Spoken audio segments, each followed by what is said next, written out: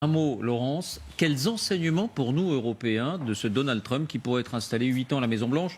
On va un peu vite en besogne. Enfin, qui était donné comme un... Parce qu'effectivement, la situation économique aux États-Unis, elle est bonne, mais elle est bonne sur l'endettement, principalement, et sur le crédit. Donc, c'est pas non plus une situation super enviable. Et en l'occurrence, Donald Trump, il avait quand même 3 promesses phares qui n'ont pas été tenues. L'Obamacare, donc avec la prise du Sénat, ça va être très compliqué. Les super infrastructures avec 1000 milliards d'investissements qui n'ont pas été faites.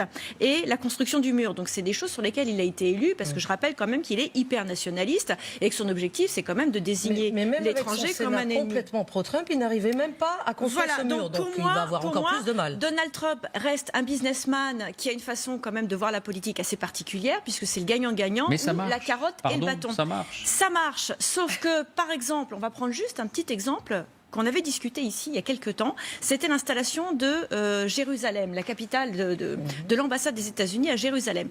Qu'est-ce que voulait Trump derrière? Derrière, Trump pensait qu'il allait obtenir un accord de paix et qu'il allait pouvoir l'imposer. Sauf qu'on se rend compte qu'en réalité, eh bien, c'est pas du tout ce qui est en train de se passer. Netanyahou lui a dit, bah écoute, t'es gentil, mais t'auras pas ça.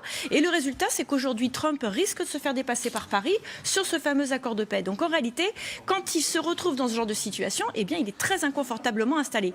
Là, effectivement, la leçon, c'est qu'en Europe, on peut s'attendre à cette émergence de ce type de personnage, parce que ce qu'attendent les gens, c'est ce qu'a dit Yvan et qui dure. Ce qu'a dit Yvan est vrai, c'est qu'on refuse d'entendre ce problème d'identité qui est en train de monter à l'intérieur de nos territoires, cette peur de l'immigration, on refuse d'en parler. Comme on refuse d'en parler, ce sont ceux qui en parlent qui risquent d'être élus.